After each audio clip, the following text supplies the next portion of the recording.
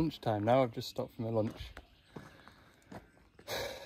I have come back to this because I fancied torturing myself again. I did.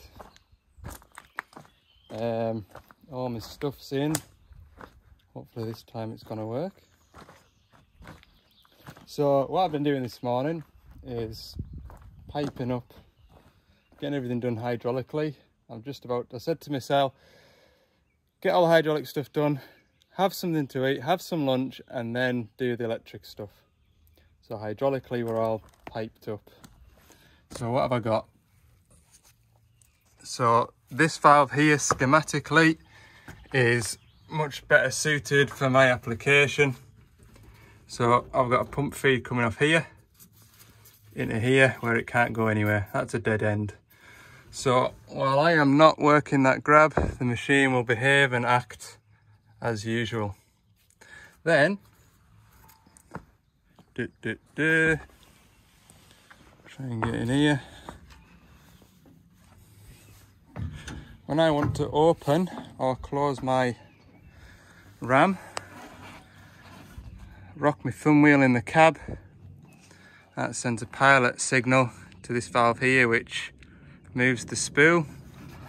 Same time it does that, it sends an electric, same time it does that, that pressure switch sees that I'm using this function and it's going to operate a relay, which is then going to power open that valve down there. So I'm going to get oil into here, which will then allow oil up to my grab. Nice and simple, right? Now, that's grand, but if I don't tell the hydraulic pumps that I am using this service, because bearing in mind the machine doesn't know that it's got all this stuff on, I need to tell it that I'm using a service, so I need to swash the pumps. To do that, we're going through PCC. So originally this pipe here would be going onto there, and that gives you your 2-pump flow basically. That swashes the pumps. So what I need to do is take a pilot feed from each side of the valve and put it through this shuttle valve here. So if I operate this side of the valve, the oil's going to come through here, open up my valve into here, push on a spool down there, which is going to open up the pumps.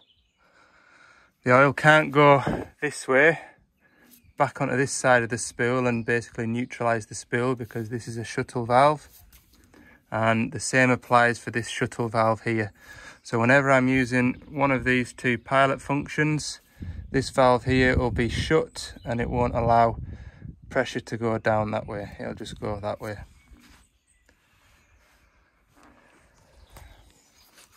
I know in the comments it seemed like folk thought, Christ, that's complicated. In my head it's simple enough, but it's getting it to work. So after lunch, all I need to do is get a 24 volt feed into that switch, that pressure switch, and then a 24 volt feed to come out of it when I activate that. That's going to energize a relay, which is going to put 24 volts to my solenoid coil down there, which is going to let oil through. That's all I've got to do, run 2 wires. And then, electrically, I need to work the option spool one way, which shouldn't be a problem, that. So, yeah,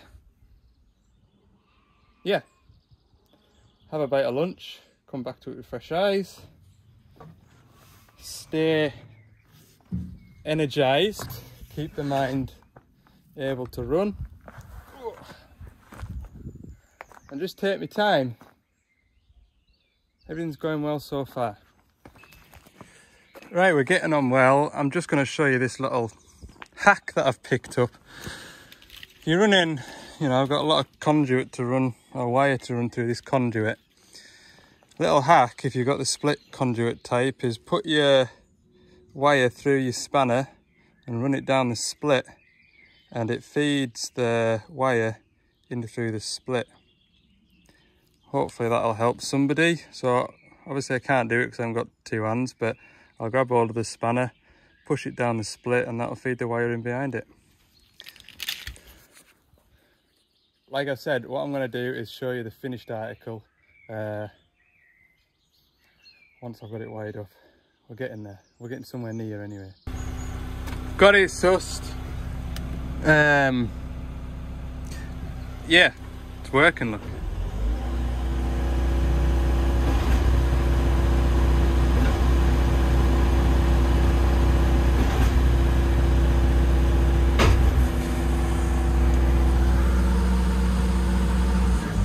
Pleased about that.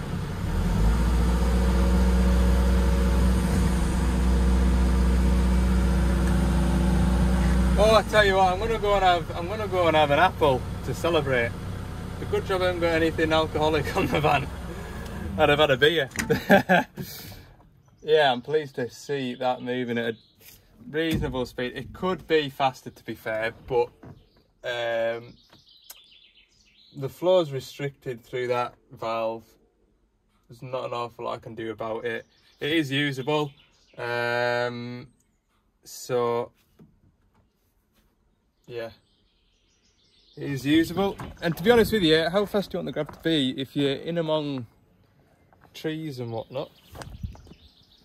Don't know. I'm gonna compare it to the other one. I've got a video on my phone somewhere of the other one opening and closing, so I'll have a look at that, see what the speed's like on it. Because they just ran through 1/2 inch lines. Yeah. I'm gonna leave that done. I've still got that switch to wire up yet. And I'm gonna stay here until it's done. It's 4:30. 2 hours home now. Caesar's home for 6:30, but I'm not coming back here again.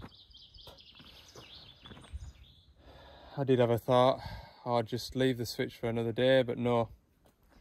I'm gonna do it. I'm gonna get it done. Just had to do it. And it's dry as well today. Right, once I've got everything how I want it, I'll show you around. So the time is 7 o'clock, but I have finished with this machine at last. So you've all been hearing about how I wanted to do this and how I wanted to do that. This is it in motion. So rock the thumb wheel, grab opens, grab closes. This isn't the grab with the saw on it, but it's identical to this, aside from there's a saw attached to it. So what you have to do is imagine it and just look at that line tensing up. So we select saw, so that's standard, so the machine's normal, that button doesn't work it. Select that, which I thought a fan symbol sort of most looked like a saw. So you press that and then press this button here, and that is working the it's going to work the saw one way. So what I haven't mentioned, I don't think I mentioned, but when we work that saw, it wants to be one way, because if it goes back through the valve chest, it's too much back pressure and it'll blow seals out the motor. Now remember, we need this machine in shear mode, two-way mode, to allow us to do the grab, open and close. So what I've done is, see that bung there, that is normally where that pipe would be attached to. So if I was to go into the dash and select one way, it would, instead of the oil coming out of here back to the valve chest, it would come out of here into this line, which then goes to the oil cooler. So what I've done is I've capped that line off there and capped the line off to the valve chest, which is that one. I plumbed it into here. So the nice thing about that is I should be able to go into here, oops, not that one, and adjust the flow for the saw in here. So So if the saw's too quick or the saw's too slow, I can adjust it here, which is a really nice feature, because otherwise you'd have to have a valve that you'd have to get out and turn it to adjust it. I suppose once it's set, but in there it's just a nice and easy. And then obviously we've got our proportional control of the grab, so we can work it slowly or quickly. I'm glad it's all working. I really am. So yeah, I should definitely shout out Cumbria Auto Electricians again in Carlisle. They've sorted us out with the relays, the wiring, the switches. Gone into there, told them what I need, and they've either had it on the shelf or they've understood what I wanted and got it straight away. And also a mention as well to Apex Fluid Power at Carlisle as well for putting up with me and trying to understand what it is that I want this machine to do. Like I say, it could be just me not being able to explain properly what I wanted from the machine and why we ended up with that pilot operated check valve that just wasn't quite right. But yeah, I'd highly recommend both firms. You know, excellent service out of both of them. Whew. Right, I'm sure you're sick of the sight of this machine. I know I am. So I'm gonna put all my tools away, lock up, pack up, and find a chip shop. Oh, I've got some appetite now. It's dangerous going into a chip shop when you've got a big appetite, isn't it? Lock the machine up. Job's a peach. Okay, we'll see you in the morning. Good morning. It is a bright, sunny Friday morning today. I'm in a right good fettle because I've got that 160 out from under my feet. It was a little bit late, bit later than I would like. It's a bit later than I would like setting off, but I've got to go to a DX27 this morning, a new shape one, and it's got an exhaust leak, and apparently it sounds like a racing car. Now the fella, it's a plant hire spot like, and they've had their fitter go and have a look at it, and he was on the phone to me yesterday afternoon asking how do you get to the back of the engine. So basically when you sat on the engine in the cab behind your feet, and I says, oh, I don't know.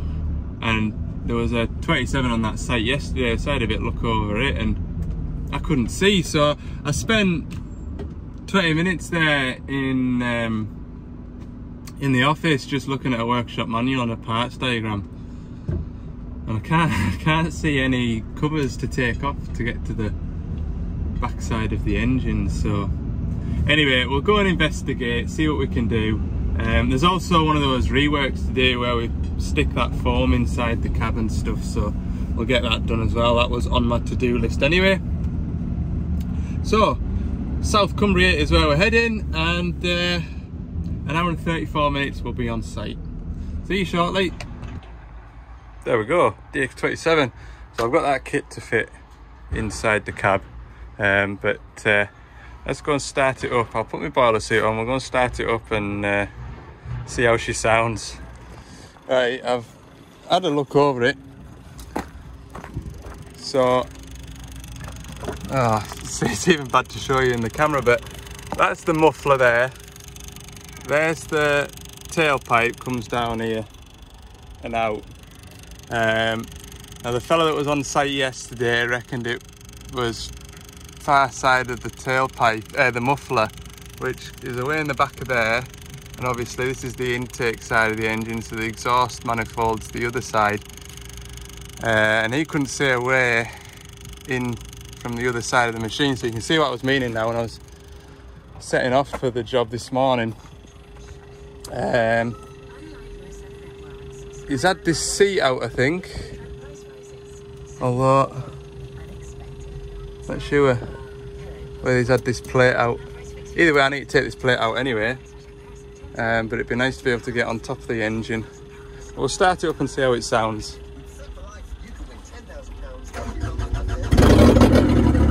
yeah.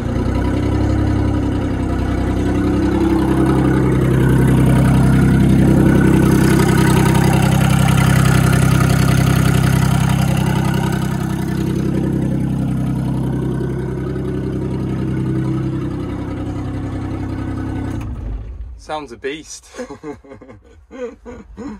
Oh Lord. Right, I need to get into the back of that. I need to get into the back of that engine bay, like. I've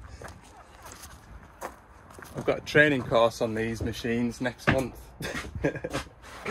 I missed the first mini digger course when it was running. Can't remember why. It was at the back end of last year or the start of this year, but I can't remember whether I was away or whether I was just far too busy. I was busy at the start of this year, wasn't I? But anyway, yeah, I think it's middle of June. I've got a course for 27 to 85s. And if I can't get into the back of this engine, that's one of the questions that will be on my list. How do you get to the back of the engine? Right, I'll take that seat out because either way I need it out to do that. So we'll see what we can see when the seat's out. Hey, that was good. I've just been chatting to some of the lads on site here. So when I pulled off and got out of the van, I thought I heard someone say, "Your Timmy's over here." And I didn't think they were shouting at me. And I had some of the lads on the site that obviously watched my videos have come down for a crack, so that was quite good. Anyway, I'm pulling this cab apart, and if you remember the last one that I did, putting this modification in, the seat belt didn't have a plug, and this is one that I did. If you remember, I did do this on one of my videos. So that's all detached. And detach this one. I'll get it all out very shortly. I need to open this front window actually. I'll do that now. Pull it out. Remember, pull it out the front window, not out the side door, because it's easier. Well, at first glance, it doesn't look like this comes off. And it doesn't look like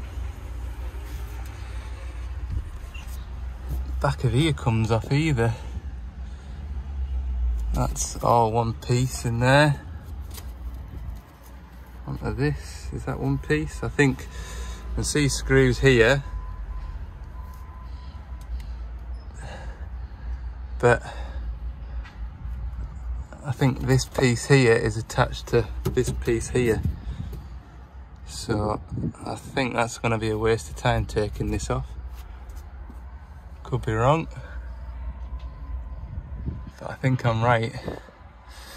So next option is pull that off. Air intake. Try and get in round the back. Joys. Let's have a go then. Air filter's off. It's still not brilliant access. You'll be able to see the problem better than me. That is the pipe for the tailpipe, and if I put my hand in here you can't see it, but there's a bit of pipe there that shouldn't be there. How in creation you get in and out that, I do not know. Good night. Let's have a look underneath. Nope, that's not an option. There must be. I had a look in the parts manual, and sometimes in the workshop manual it gives you a kind of, you know, to replace that alternator back there. It does show you how to remove the bolts and what order you have to undo stuff, but it doesn't tell you how you get to it. I must be missing something here. I remember on those old 27s, the previous model to this, changing the alternator, you had to pull the radiators out. That's a big job and all, look. Ugh. Even still, I've not got brilliant access.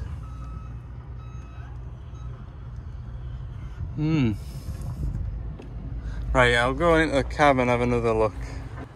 So I've got my works phone in and taking a picture. You can see that the clamp here must be loose, but when I've had a feel, this 90-degree piece that comes off here, the weld has broken off the flange that bolts to the exhaust manifold, so that's a pain.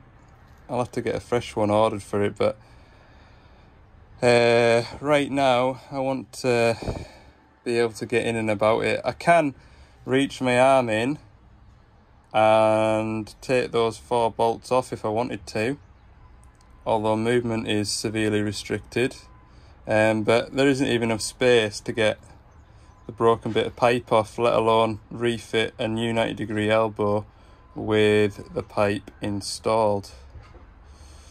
So yeah, I'll maybe take the side cover off. It might be that you have to take the whole muffler assembly off and then put that 90-degree flange on first and then fit it. But even still, it's going to be hard work. Well, I was hoping that I'd be able to take the muffler out. I was hoping it would kind of come out of here. To be honest with you, that hydraulic fitting's in the way. I could take that off and move it, but it's dropped down enough to get my hand in there. I'll put my arm in. You can see where the gasket is there. So I've got the broken pieces out. I've got it stuck back together, look. So that's what's happened. Now, part of me's thinking, see if I can get it welded up somewhere. The other part of me's thinking, get a whole new bit. And if I get a new one, I could maybe weld a couple of tabs there, and there to strengthen it if it needs it. Or whether this has just been a bad one. I mean, it's certainly the first one I've come across to do it, and to be fair, this machine hasn't got that many hours on, so I think it's just a defective part. But really, to do the job right, I want a new one of them and a new gasket.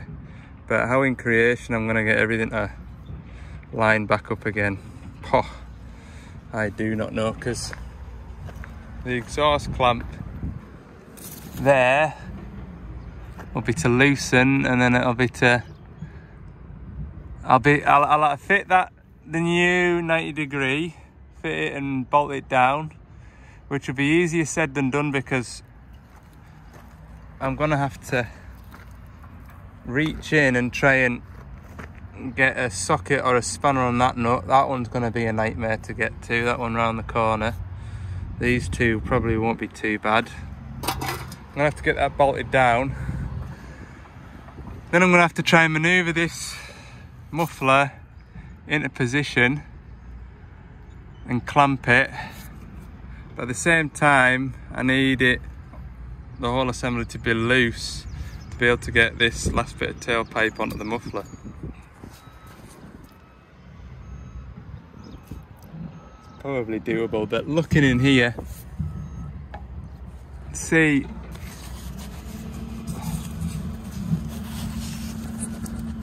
this panel here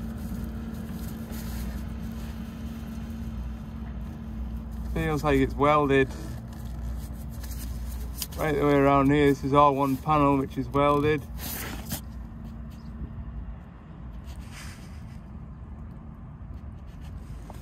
To this main frame, which is all part of the cab. So the only way I can see us getting into there is lifting the cab up. Which is pretty epic, isn't it? God forbid you ever have a alternator to do. Not a fan of that at all, like. Never mind. Hopefully it's not gonna turn into a common problem. Hopefully it's just a one of them, you know. Yeah, I'll speak to the customer, see how desperate he is. I mean,